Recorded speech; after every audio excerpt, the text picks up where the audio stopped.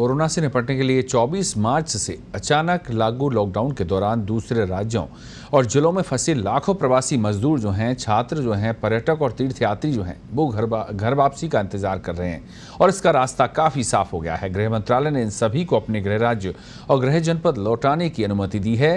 सभी राज्यों और केंद्र शासित प्रदेशों को भेजे आदेश के साथ गृह मंत्रालय ने आपदा प्रबंधन अधिनियम के तहत दिशा निर्देश जारी किए हैं।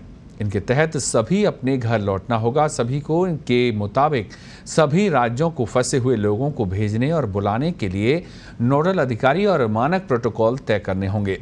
घर जाने वाले सभी लोगों की शुरुआत में ही जांच होगी और किसी प्रकार का लक्षण न मिलने पर ही उन्हें जाने की अनुमति दी जाएगी।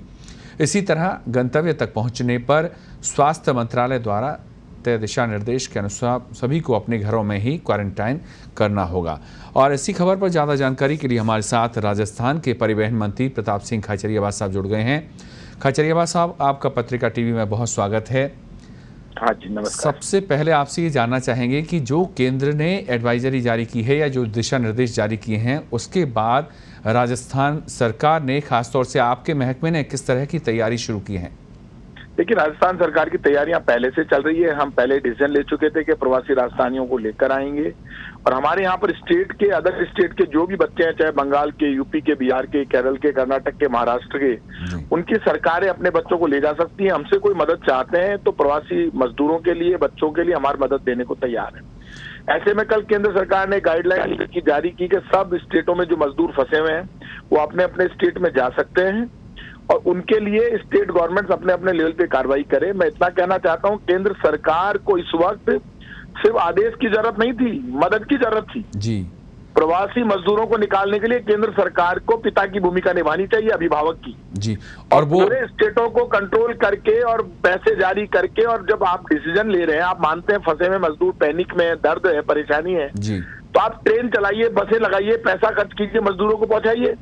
और हर स्टेट में जो प्रॉब्लम आ रही है, एक सीधा आदेश जारी करना था कि यदि कोई अपने लेवल पे अपने पैसों से रवाना होता है तो उसको पास किया लाइन, वो कहाँ जाए, किसके थ्रू आए, बीच में पुलिस जब्त कर रही है। एक भारत सरकार का आदेश हो जी। जो टूरिस्ट कहीं अटका हुआ है, जो मजदूर आपस में इकट्ठे होकर कोई किराए की बस अपना साधन है, निकल सकते हैं, उनको कोई तंग नहीं करेगा, वहां तक वो पहुंच जाए, अपने गाँव तक वो पहुंच जाते हैं। तो जिस तरह की अपने स्टेट में जाओ, नोडल दिया, तो वो काम तो पहले से ही चल रहा है जी। और इसके लिए आपके मुख्यमंत्री भी लगातार मांग कर रहे हैं प्रधानमंत्री से कि स्पेशल ट्रेन का संचालन किया जाए, इसके अलावा स्पेशल पैकेज दिया जाए जो प्रवासी मजदूर हैं। तो उन मांगों को पूरा करने की दिशा में आपको लगता है कुछ काम हुआ है? नहीं, उससे देखिए, हम लोग तो हमारी तरफ से बसें भेज भी रहे हैं, जितना हमारे पास साधन है उससे ज्यादा कोशिश करके, लेकिन केंद्र सरकार ने निराश किया। सिर्फ केंद्र सरकार बातें करती है, ऑर्डर जारी करती है, ना पैसा खर्च करती है, ना कोई अपनी भूमिका अदा करती है। केंद्र सरकार को भूमिका निभानी चाहिए। केंद्र सरकार इस वक्त पिता के रूप में है। उनको पूरे देश में जो मजदूर अलग अलग स्टेट में फंसा हुआ है, उसमें बड़ा पैसा जारी करके इनको घरों पर पहुंचाने की व्यवस्था करनी चाहिए। उसमें केंद्र सरकार विफल रही है और एक्सरसाइज चलानी चाहिए जी। एक्सरसाइज आपकी भी बढ़ गई है इससे, क्योंकि अब परिवहन निगम जैसे पहले भी आप कोटा के बच्चों को या और दूसरे प्रवासियों को आप इधर उधर कर चुके हैं आवागमन उनका, तो अब ये एक्सरसाइज और आपकी बढ़ने वाली है। बसों को सैनिटाइज किया जाएगा, सोशल डिस्टेंस का पालन करने का भी उस गाइडलाइन में बाकायदा वो बात है जिसका आप पहले से पालन करते रहे हैं। तो इस दिशा में जी, तो उस दिशा में क्या तैयारी है? रोडवेज की जितनी बसें हैं, हर अलग अलग डिपो पर हमने कलेक्टर्स की डिमांड्स के अनुसार रोडवेज की बसें उपलब्ध करा दी है। जहाँ प्राइवेट बसें होगी वहाँ प्राइवेट बसें हम उपलब्ध करवा रहे हैं।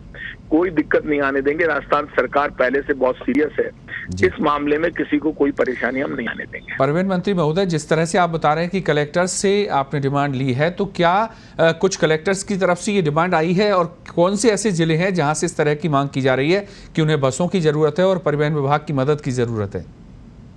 देखिए, जयपुर हो, चाहे कोटा हो, चाहे झालावाड़ हो, लगभग हर जिले से डिमांड है जी।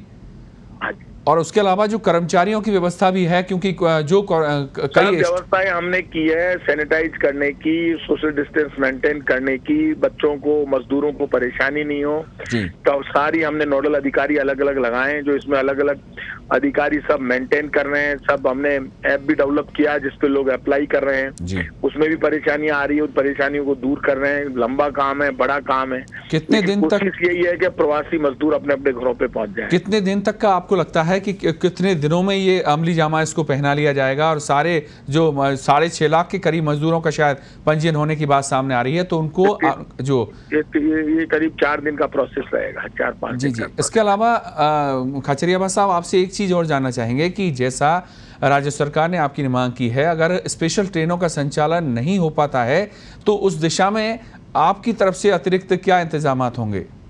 ट्रेन तो हमारे हाथ में है नहीं, हम चला नहीं सकते। हम जी, तो जी। बसों से और प्राइवेट बसों से करके भेजेंगे। बहुत शुक्रिया पत्रिका टीवी से जुड़ने के लिए।